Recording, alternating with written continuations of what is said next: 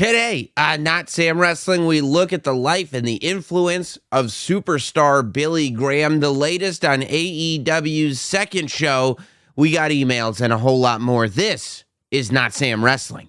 Today on Not Sam Wrestling, I thought it was imperative that we talk a little bit about the career of superstar Billy Graham. Of course, we lost superstar Billy Graham over the last week. He's a guy who over the years has had a lot of health problems, plenty of controversies. He's been in and out of the good graces of various wrestling organizations. But as we're given an opportunity to look at the life and the career that this superstar, I was going to say this man had, but this superstar had in the world of professional wrestling and sports entertainment, most importantly, as we know it, it's unparalleled. I mean, WWE put that video package together, and one of the keys in it is the Hall of Fame induction, where Triple H is inducting him in, which is really interesting because Triple H developed this reputation for bringing people back into the fold with guys like The Ultimate Warrior, guys like Bruno Sammartino. But superstar Billy Graham was even before that, and Triple H brought him back into the fold. And as he was inducting him, he said the first sports entertainer. And to me, that's the legacy of superstar Billy Graham. Not just one of, because I was asked this, where do you think he ranks on the top heels of all time? And it's like, of course, top of the list. But I don't even think of superstar Billy Graham as one of the top heels of all time. I think of him as one of the most influential performers of all time. He goes far beyond a list of top heels. So superstar Billy Graham, I think he got his start he trained in Canada, I know. And he was wrestling in California after being in Calgary. And he ended up really kind of honing in on who he was as the superstar in the AWA in the 70s, in like the mid 70s is when he started to wear the bright colors, the bleach blonde hair, the tie-dye, and start talking like Muhammad Ali. Muhammad Ali, a huge influence, obviously, in the promo style of superstar Billy Graham, but even before he was big in wrestling, Billy Graham was a huge bodybuilding guy.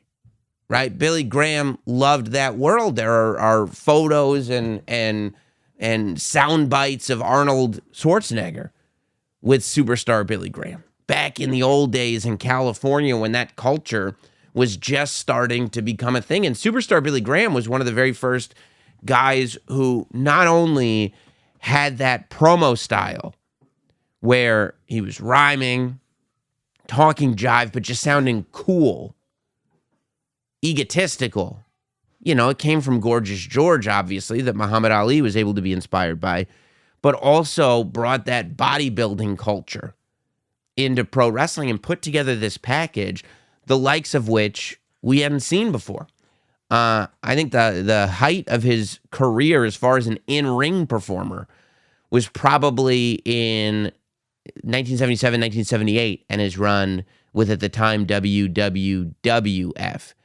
Superstar Billy Graham, in April of 1977, he came in, and Dave Meltzer put together a great piece in the Wrestling Observer this week, where he wrote a whole long piece about him, but also listed out all of his Madison Square Garden main events that he did, not only over the course of the 2 years that he was really on this run, but also, you know, the couple that he had before 1977 and the couple that he had after 1978 when he came back in 1982 as the Karate Man. But 1977 is when he becomes the WWWF champion. And this was not a title that was being passed around.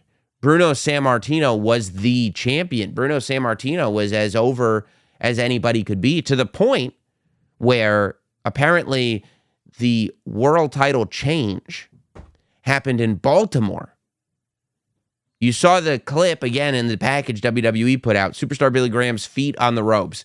He pins Bruno Sammartino, becomes the WWWF champion. And it's in Baltimore, not Madison Square Garden, because apparently they were so worried about riots And Billy Graham was so, I don't know if Billy was worried, but they were so worried about Billy Graham's safety with the New York fans taking that title away from Bruno Sammartino. It was that big of a deal that they decided to do it in Baltimore, where at least maybe it wouldn't get violent. But that's really where, guys of a certain age who grew up watching wrestling know this guy as that heel. And, he only held the title. He won it at the very end of April 1977, and he held it until February of 1978, because, of course, at the time it was the babyfaces that were getting the long title runs, and the heels would be the transitional champions. But the stuff that he did between May of 1977 and February of 1978, the people he defended against Harley Race. They did a big Super Bowl of wrestling show where it was Billy Graham representing WWF and Harley Race representing the NWA. So he defended against Harley Race. He defended against Dusty Rhodes. He defended against Mil Mascaras. At one point, he defended against Gorilla Monsoon. I mean, it's just this totally classic run, and it got to the point where apparently Billy didn't agree with the title being taken off of him. Knowing it was a heel territory, the story is that he was ready to be turned babyface because business was great. But it was one of those, we still talk about it to this day in wrestling, where the plan is the plan is the plan. And it's very rare that the plan changes. And sometimes that's frustrating for fans because they're aware of it. But the plan was the plan was the plan. When Superstar Billy Graham won the title, April 30th, 1977, I believe is the date, the plan was for Bob Backlund to become the new champion in February of 1978. I hope I said 78, maybe 77, April 77, February 78. The plan was always for Bob Backlund to win the title. And they weren't breaking that plan for nothing. And that is believed to be, I think he even said it in shoot interviews later, the main reason why Superstar Billy Graham was only with WWF until October of that year. He left in October. He lost the title in February. He was gone by October, as far as Madison Square Garden shows go, because he didn't agree with the decision. And when you look at it, it's like Bob Backlund was a great champion. Bob Backlund was not bad for business in any stretch of the imagination.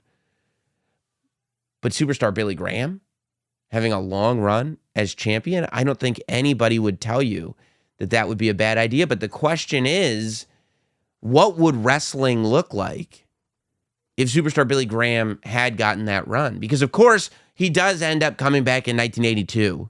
4 years later, he has his return matches with Bob Backlund, but he's doing this karate master gimmick. He doesn't look the same anymore. He's not good at karate.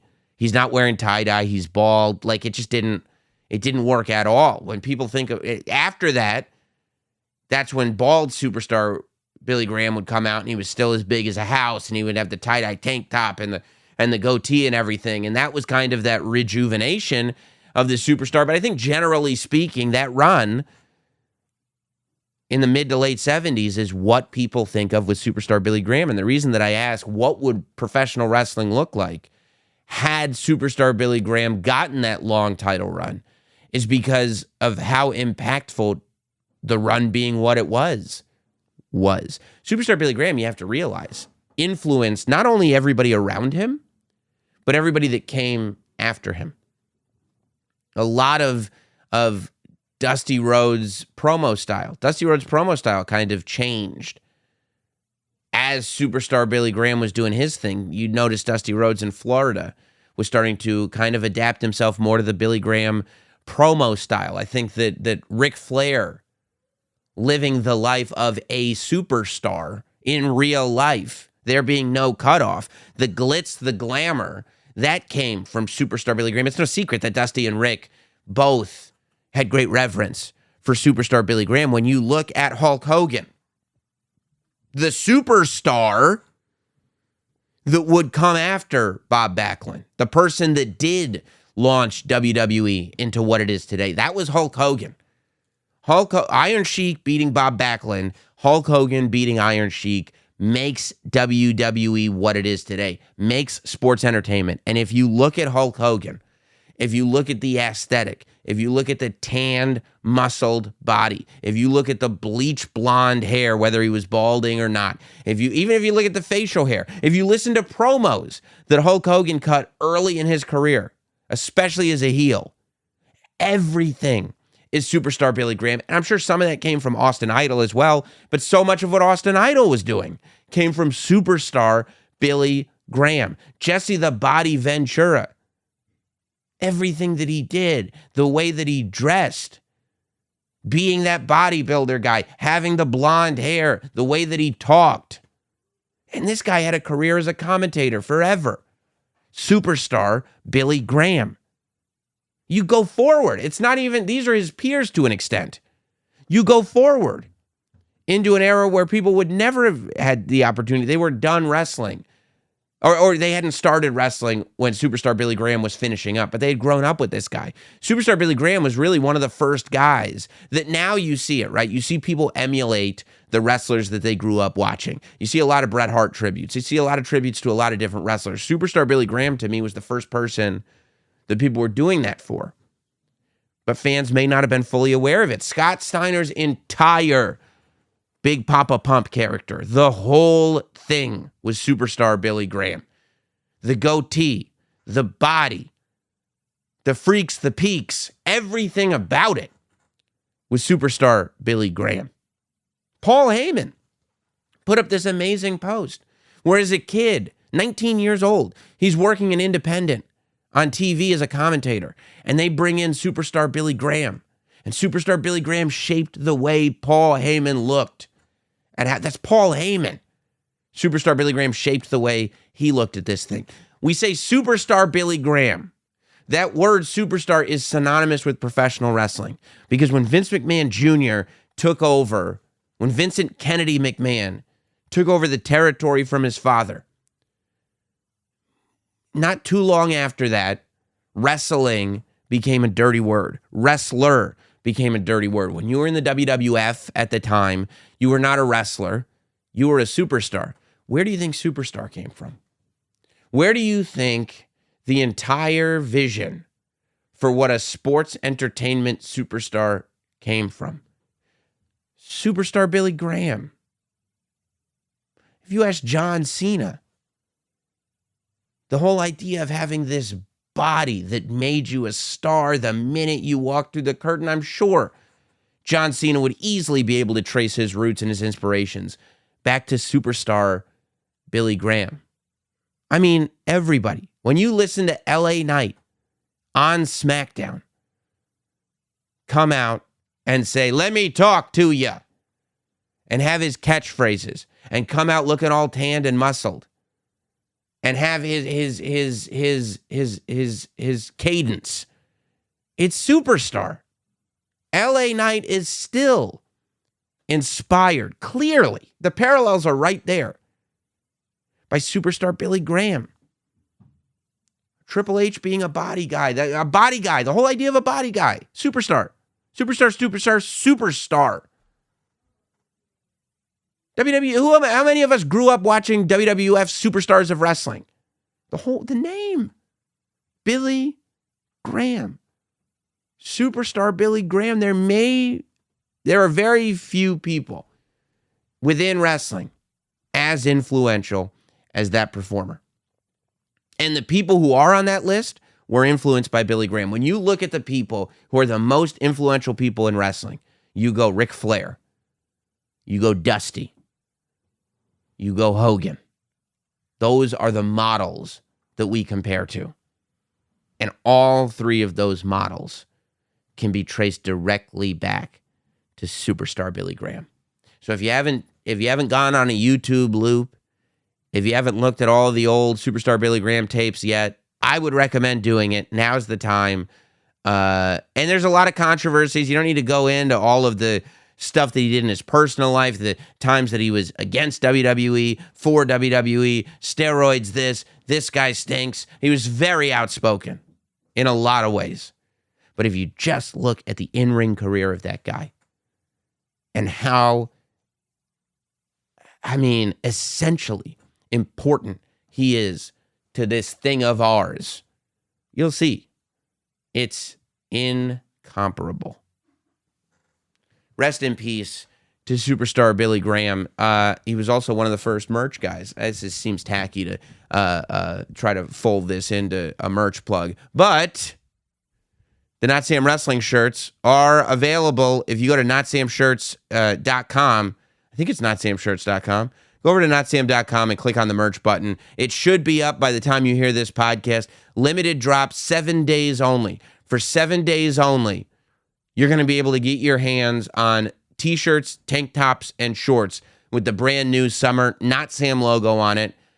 Beautiful quality garments, screen printed. Everything is top quality. That's why it's only available for a very limited amount of time. We're going to make them. We're going to be done.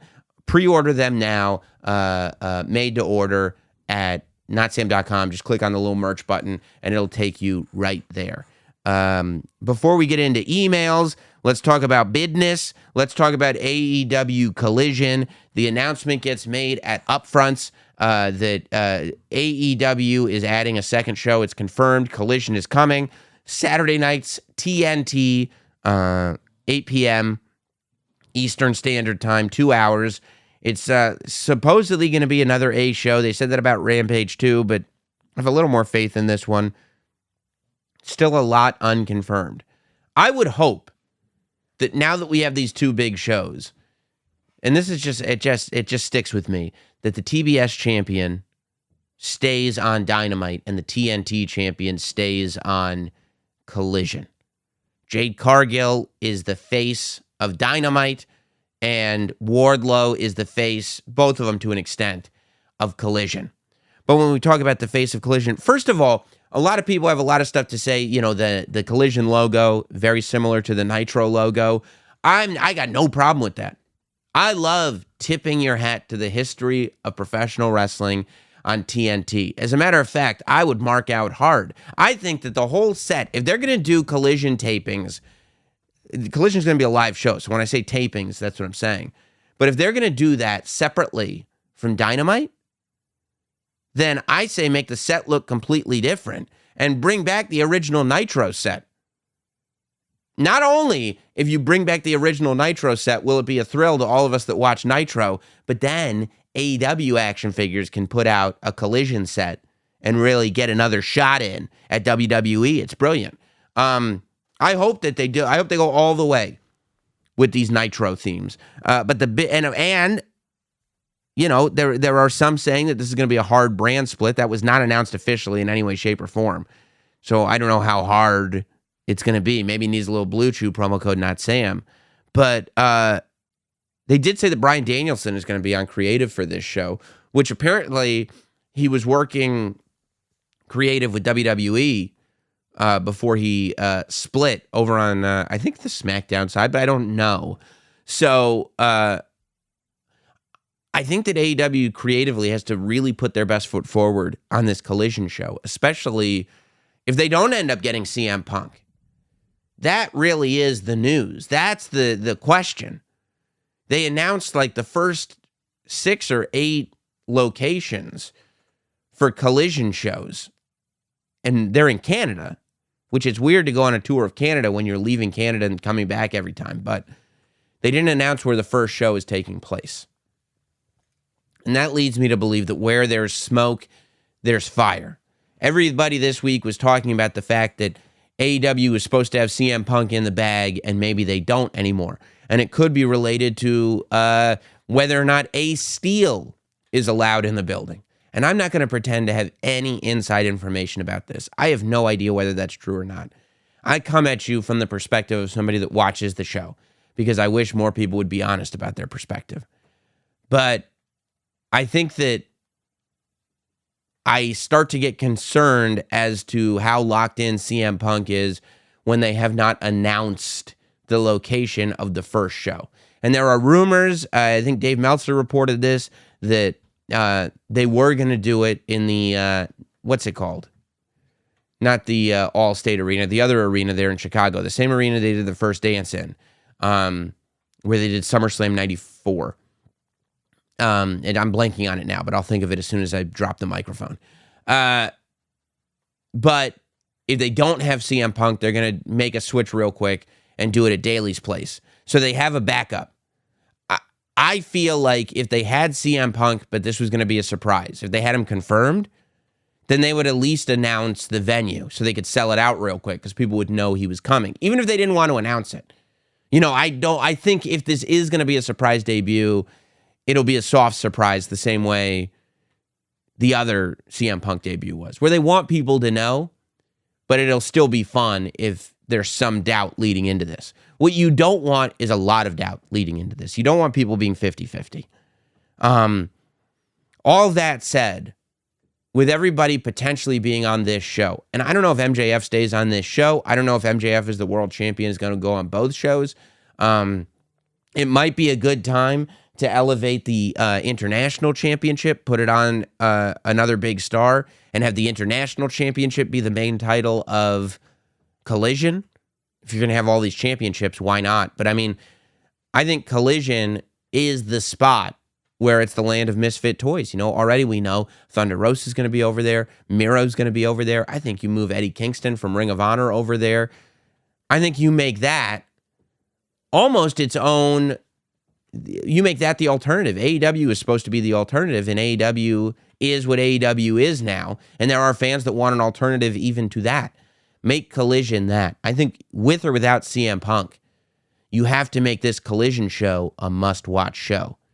And I think that's going to be the goal. It's going to be a lot easier to talk about this show when we actually know what's going on. A lot of people are not bothered by that one way or the other. But yeah, because that's the problem, right? All we're doing now is speculating wildly. Who knows? I find it all so intriguing, though. It's all so interesting. Man. It's weird, though, that somebody would be under contract and we don't know if we can get him to go to the TV show or not. You would think there'd be something in the contract that would say, but you have to do the show. You have to go to work. If I'm under contract to a place of work and they're like, yeah, we don't know if this person's coming to work. Well, I go, well, why'd you sign him then? What's the point of the contract? Let's get into the emails, right? Emails here. NotSamWrestling@gmail.com. That's the email address, is NotSamWrestling@gmail.com. Hey, Sam, it's Big Daubrey from the Discord. He's on the Discord. You can get there at patreon.com/NotSamWrestling. I had a template of what stories I believe should be on Raw. I'd have Judgment Day my top act and build around them like the Bloodline. Damian and Dom would dethrone KO and Sammy due to Imperium interference. Balor would chase Rollins. Once Balor loses, I'd have him fight opponents that have beaten Priest and Dom.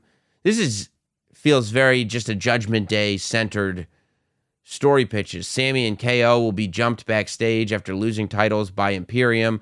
Upon the jumping, they write out Sammy via storyline injury for 4 weeks. KO gets a singles rivalry to take down Gunther. I mean, yeah. Have Bronson Reed feud with the new babyface from SmackDown?